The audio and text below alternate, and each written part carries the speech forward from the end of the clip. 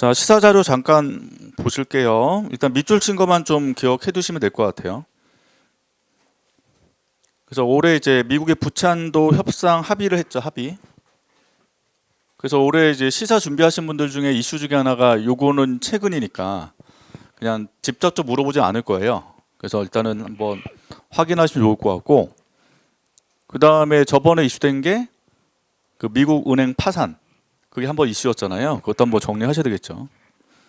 그래서 어차피 이제 저희는 마지막 시간에 시사 한번 쫙 정리할 건데 중간중간에 시사 자료 계속 제가 드리면서 내용 갈 거예요. 일단 이제 그 밑줄 친 것만 암기하시면 좋을 것 같아요. 부채 한도란 돼 있는 거. 자, 부채 한도는 미국의 연방 정부가 지출 의무 이행을 위해서, 그러니까 보통 정부 지출하기 위해서 세금을 걷거나 채권을 발행해야 되죠. 그래서 경제학 기본 이론 배우신 분들은 이제 집 빼기 t는 이렇게 배우잖아요. 델타 B 이렇게. 그래서 정부 지출을 하기 위해서 조세를 걷거나 채권을 발행하거나 이렇게 하죠. 그래서 보통 이제 G에 놓고 재원 조달 방법은 T 더하기 델타 B가 있다. 이렇게 이야기하죠. 그래서 조세 수입 그리고 보통 이제 국채 발행해서 경제 이론에서 이제 논점에서 좀 배우죠. 이 내용에 대해서. 국채 발행을 지지하는 쪽은 어느 아파요?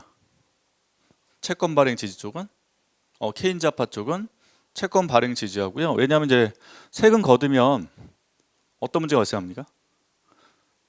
보통 이제 정부 지출을 했을 때 세금을 거두면 승수 효과가 떨어지죠. 그래서 거시경제 볼 때 승수 효과 배우잖아요. 식. 그래서 정부 지출 거둔 것만큼 세금을 거두면 정액 쓸 때 승수가 얼마? 1.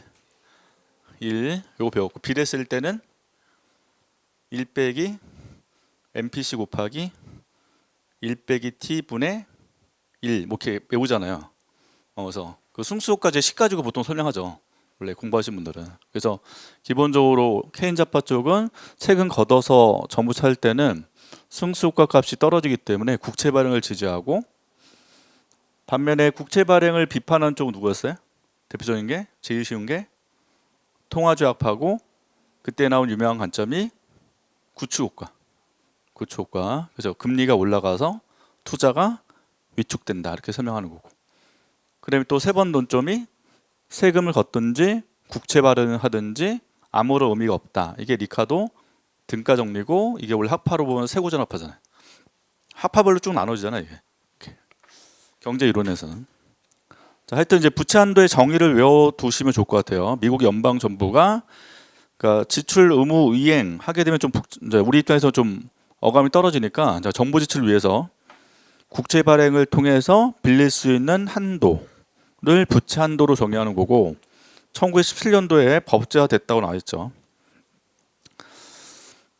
그 예전에는 이제 기본적으로 거기 있다시피 의회 승인을 얻어야 했었다는 거예요. 예전에는. 자, 2001년도 이래 미국 정부는 연평균 1조 달러에 육박하는 재정 적자를 지금 겪고 있기 때문에 계속 부채 한도를 상향 조정을 했었어요. 이게 왜냐하면 이제 기본 적자니까 정부 지출하기 위해서는 채권을 계속 발행할 수밖에 없기 때문에 부채 한도를 계속 상향 조정할 수밖에 없었다는 거죠. 그래서 정기적 인상 없이는 지출 의무를 이해하기 매우 어려운 상황이다. 뭐 이 정도는 이제 알아두시면 쓸 수 있겠죠, 내용.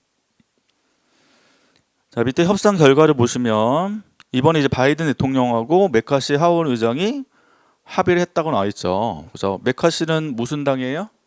공화당이죠, 공화당. 그러니까 공화당 알다시피 우리나라에 어디야? 당 이름 헷갈리네. 국민의힘. 약간 어감이 안 와서 국민의힘. 갑자기 당하는. 하여튼 국민의힘과 비슷한 거잖아요. 그래서 보수적 보수니까 항상 정부 출을 줄이고 세금을 더 걷어라, 이런 관점인데, 우리나라 지금 보수는 좀 안 맞죠. 우리나라 보수는 지금 세금 감면해줬으니까. 그렇지 않아요? 하여튼 메카시 쪽은 공화당, 바이든은 민주당이니까 당연히 이제 지금 하원을 공화당이 장악을 했기 때문에 지금 이제 부채 한도 협상할 때 굉장히 힘들었다는 거예요, 바이든 대통령이. 자, 밑줄 부채 한도 적용을 2025년 1월 1일까지 2년간 유예했습니다. 그 2025년도니까 중요한 사건 있죠. 2024년도에 미국 대선이 지금 다시 있기 때문에 대선 끝나고 나서 다시 협의하기로 했어요.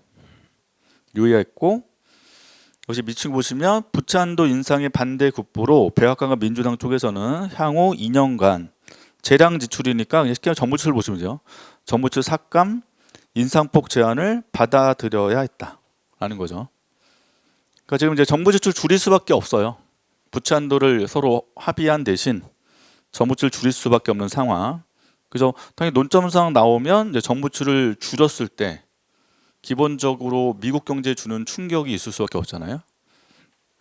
그래서 오늘 그 시험이 그 관련된 주제 한번 잠깐 넣어본 것 뿐이고, 그래서 밀수가 다시 보시면 민주당 강경파의 격렬한 반대도 불구하고 이번 협상 안에서 그 내용을 보게 되면 저소득층 대상 복직 프로그램에서 의무 근로 요건을 더 강화했대요. 그러니까 뭐냐면 돈을 주되 일을 하도록 하는 요건이잖아요. 그래서 그 대상자를 더 포함시켰거든요, 그 안에. 왜냐하면 이제 공화당은 복지 지출을 반대를 하니까 이런 내용이 나올 수밖에 없겠죠. 그래서 제가 보기에는 요거 좀 활용을 하고 싶으면 일단 부채 한도에 정의하고, 그 다음에 협상 결과의 첫 번째는 적용을 25년 1월 1일까지 유예했고, 그에 대한 합의로 향후 2년 동안은 정부 지출을 늘릴 수 없고 삭감할 수밖에 없다. 뭐 그 정도만 좀 외워놨다가 활용하시면 좋을 것 같아요. 나머지는 한번 읽어보시면 좋을 것 같아요. 그래서 요거는 코트라 안에 있는 그 경제 주수예요. 코트라에서도 지금 그 자료 같은 거 배포하잖아요. 거기 있는 거 제가 긁어서 드렸으니까 한번 보시면 되겠습니다.